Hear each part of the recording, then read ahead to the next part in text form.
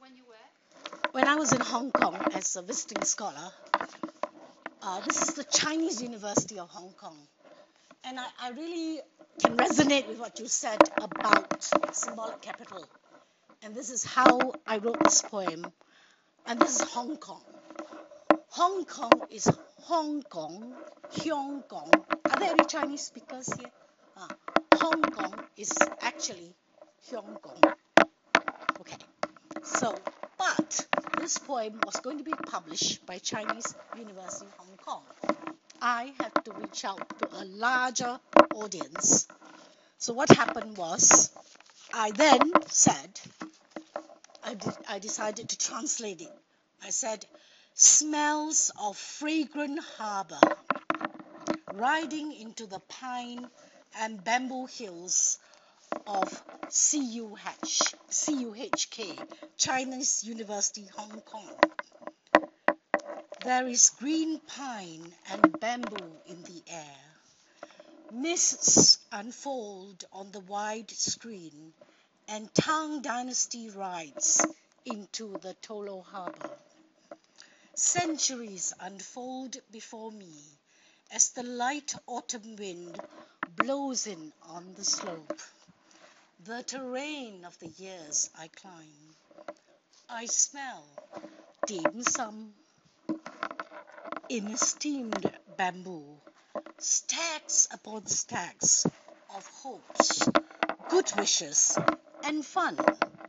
We eat phoenix and heaven, open-mouthed laughs, Haizhou, double happiness on walls of hearts and doors.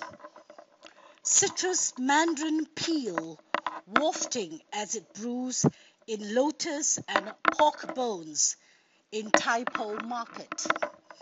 Connects me to father's love on lazy Sundays in tropical Penang. Cinnamon, yolk choke, and dongsam simmering through the patience and wisdom of ancestors. Father says, in China, food is medicine, and medicine is food. And Yin Oi Tong, on Beach Street, Penang, where it sits, abacus in tow, and tile weights hanging in yin-yang balance, that perfect potion for health and longevity. Brackish pu-er tea served with a delicate nod by a lady no longer in armor black and white, but in a shirt and pants. She says, "应该, it's my responsibility to serve you tea." With that, she utters the discourse of the Chinese, order and harmony in a social hierarchy. Friends and family select Shui Xin Hyong Pin tea and shares the conviviality of the years, the discourse of memory as leaves unfold, moments to linger as Rolex time ticks away on a taipan's plum hand. I could go on, but I just wanted to share that. This last bit, the Chinese in Malaysia, parts of us are here and there, in Tang, Song, Shantou, Mei Xian, England, Malaya, Hong Kong, the Commonwealth. Here we say Lok Sui, there they say Lok Yi. Here we are locked in the 50s and 60s of Hong Kong. They have moved on. When they go to Guangdong, they are told their Cantonese is quaint. So where are we? In English, we are born losers. In Cantonese, perhaps too.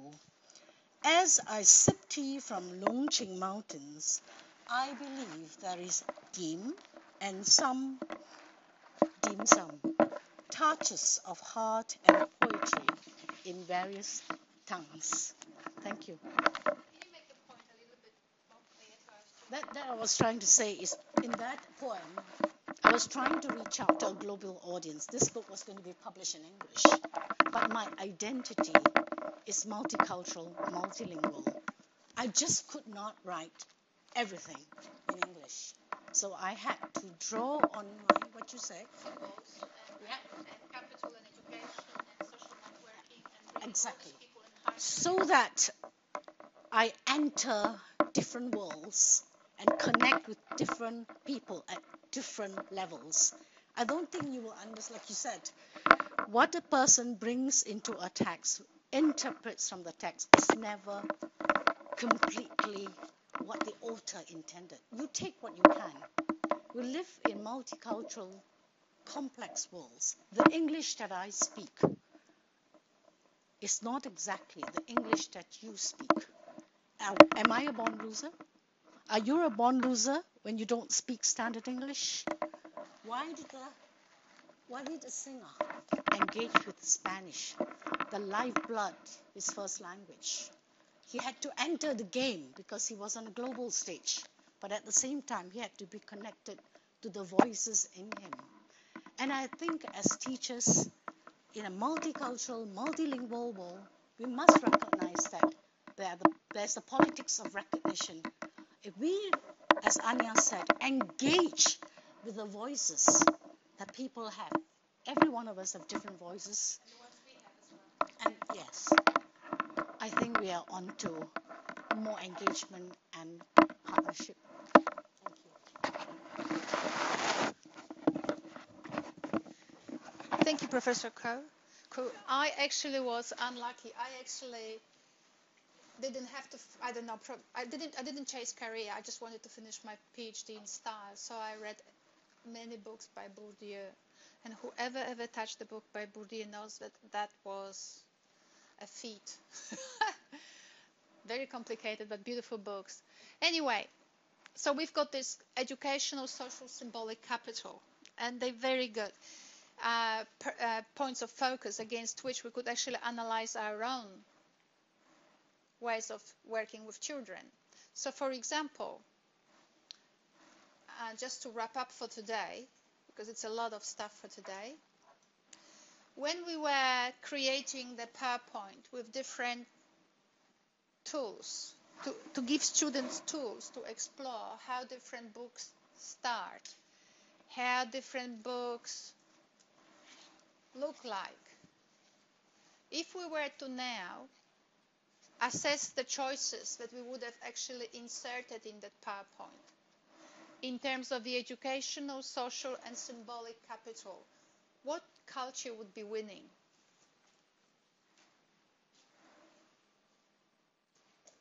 It is really hard to escape what you are. It's really hard. We're all guilty of it. So I'm not asking you to feel guilty, I'm making you be aware. Did you notice, by any chance, when Professor Koo acknowledged you as Hong Kongian, did you notice how she felt? Did you see it in her? Because I was going to say the thing, because I speak Cantonese, Mandarin, and all different kind of language. And when she was talking about the poem, I don't think you have the connection with her, but I did because I grown up in that culture, and I don't speak English at all before I came here. So once you don't have the connection, but I had it, I would communicate with my eyes with you, but see other classmates here would be like, what are you talking about? Because I don't know the words, they don't know about it. So that's why I asked Professor Koo to actually make a point even again. Did they not understand dim sum? Of course I do, but I don't I think they know what dim sum is. Yes, I also a little bit of it because I actually do get bored, so I look up random things. So I've also got a lot of friends who are from different countries. Asian background, so Chinese, but also Thai and a bit Vietnamese and all that. I think it would have helped if they had the text. Yes. No, but the real point of my, just to summarize for today, was when you started negotiating with Sushin. Certainly, when you started to negotiate with her the pronunciation of Hong Kong, and when she with you pronounced it in a way how it's pronounced in Hong Kong, her whole body shook. Did you see it? Her heart almost like bounced. I see it because I teach languages, which means I also teach proxemics, I teach gestuality, I teach body language. So I see these things. Also, I was watching you because, maybe because I have a trained eye, I don't know. Anyway, I saw it. That emotional connection. So when we make a little PowerPoint where we bring our resources to make children, to engage children with tools for exploring the concept of a story. So how the book is talking to them, how the points of the focus is made by a particular story. And I wasn't going to give you the answer, so I kind of pushed you in that corner, but you ran there very quickly. We were all choosing English books. What happened to the how were we acknowledging the Aboriginal people in our classroom with those choices? How were we acknowledging the Afghani and all the other people? How can we do it? We're going to think about it for the next week. But it's very important that we actually do not get anyone trap us. Because I was literally trapping you on purpose. Remember how I was calling upon your knowledge of your Australian readings and all of that? I did it on purpose. Because you would have gone there in any case. But it was very interesting that nobody resisted me. We brought a little bit of long time ago, and I brought some Polish just to give you maybe a little bit of a window. Now think about it. Aboriginal culture is not a writing culture, it's an oral culture. There is a little thing. We're producing an audiobook. Aboriginal people are oral culture. They do write nowadays, but also the book is an audiobook. What a great way to work with Aboriginal children. It's an audiobook. It doesn't require them to actually explore necessarily written text. We could actually, and when they click on a Cinderella, the story was read to them. Was not, they didn't have to read. They still pre-literacy. So it is very important. Because in our assignment too, you will have to address diversity or working with children who are from different backgrounds with different skills. So different skills and the way they process information come in with introducing two things, not just technology, but using tools to enable children to break down information. So that when they break everything down, they don't go from the curriculum through your class to triangle, but you understand that they extend the boundary, and you enable them to work tools for the effect that they see as legitimate, and they will see in relation to the tools you give them. So whatever they will produce at the end of the day, they will see as legitimate on the basis of the explorations they did with you. Now, if you don't create that movement of her heart in her, and half of your classroom is like that, what audiobook are we creating? The children in the hospital, but we have a partner, like the school I'm working with, they have a partner in Red Cross. Red Cross will be welcoming all these audiobooks for the kids everywhere around the world, or around Australia. But those kids, even though they speak English, they are also Hong Kongian, Aboriginal, they're from different places and whatever, and multilingual. How are we going to think about it? So working with a diverse population means not only that they process differently, therefore we need to actually give them tools, enabling them to break down things. When you enable things to be broken down, like I showed today, we learn about the genre, we learn about the genre of a cover of a book, we learn about the genre of a story, we learn about differences, how the genre can be engaged. We learn that we need to focus a person, so we learn about sequencing. There's a logic of a sequence. But if everything happens in English, then we wonder why Aboriginal children don't want to read. Their family may not be reading. You're making this into an exercise in being white. And they have only emotions at that stage of their life. How are we working with them? All the wonderful examples, beautiful PowerPoint, you click, it talks, and all of that, and it's all in English about Cinderella. Well, we might modernize it and have a Bears Night Out there, but so what? And it's very interesting because obviously I'm not a specialist on indigenous stories, but when I mean, all you have to do is go on YouTube and look for indigenous stories. It's just right there, thousands of them. Chinese stories are everywhere in English. The whole culture of China is for children is on YouTube, everything. So I went for indigenous stories, and this famous actor, remember I'm not into celebrities, so I wouldn't remember his name.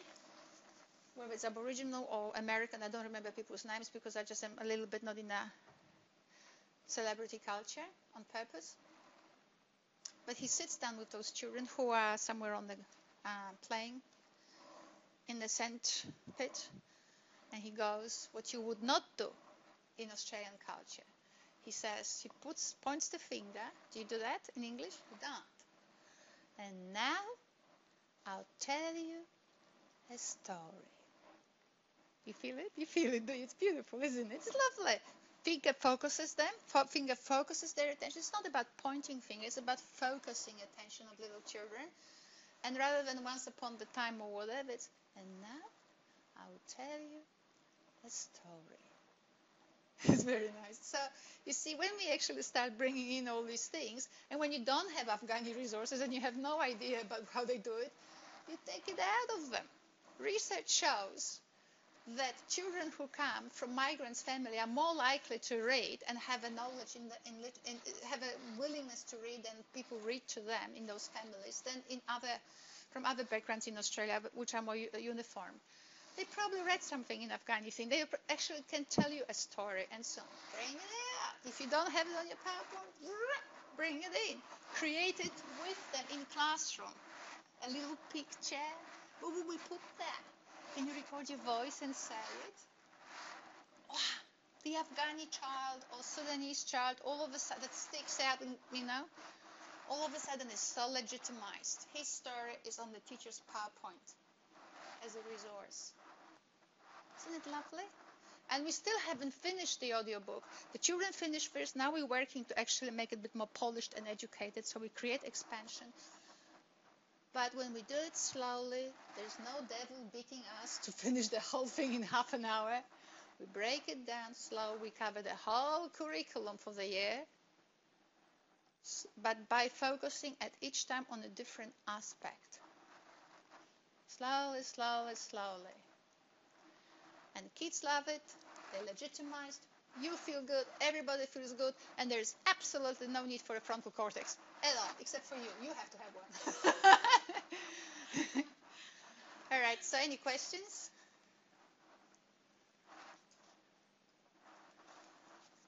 We have engagement and so on to go to, but we pretty much very often finish at this time in any case. So that's enough for today.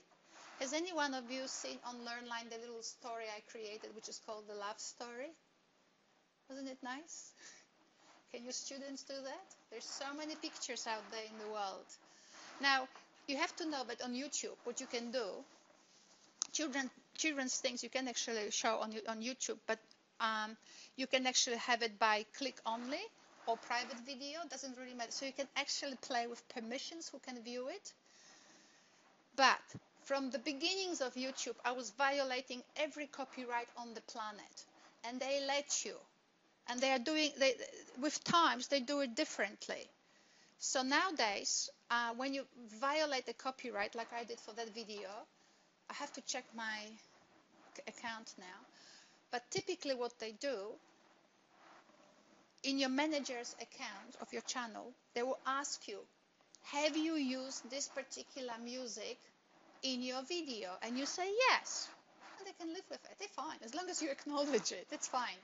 On another video I produced for the School of Education for postgraduate students, when you say yes, they will put a little link to the particular website with that song from which, what is it called, spoof it or whatever it is, I don't mind. Anyway, I just typed the first 2 letters and my browser remembers. Yeah, obviously I stole someone's song, someone's play, but it's okay. It's for educational purposes. I stole piles of National Geographic ones, and they're fine with it. They can see you're not making money out of it. It's for education, and they're very happy with it, provided that you don't hide. You just click yes, I'm happy with it. Yes, I did. Sometimes they say to you, okay, well, since you copyright, since you use someone else's work, we'll put advertisements on your video, and you go, okay, you know. So your children can actually create such a thing like a love story by learning what type of music and what it does and synchronizing and all of that. And not worry that they can compose their own or whatever, do what that musician was doing, or you can actually use someone else's and it's fine. So you don't have to worry about it because YouTube manages the copyrights. Any questions? Anybody feeling happy? How's your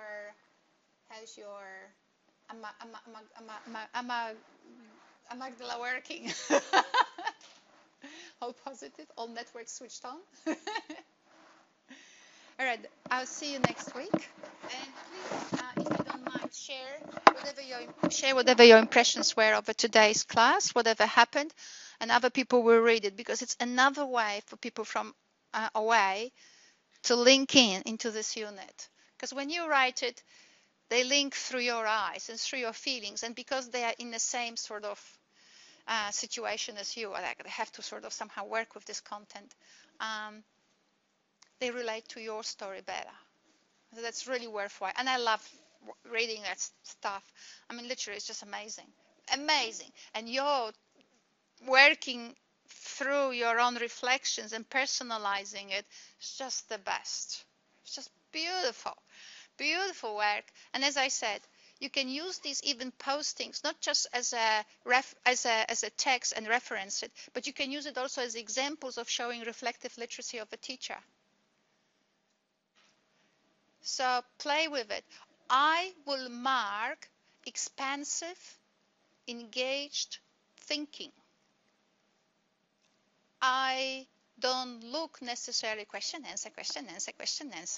If you answer another question, I'll be very happy. I don't really care, provided that what comes through is an expansive, reflective person. There you go. All right. Thank you very much. I'll turn it off now.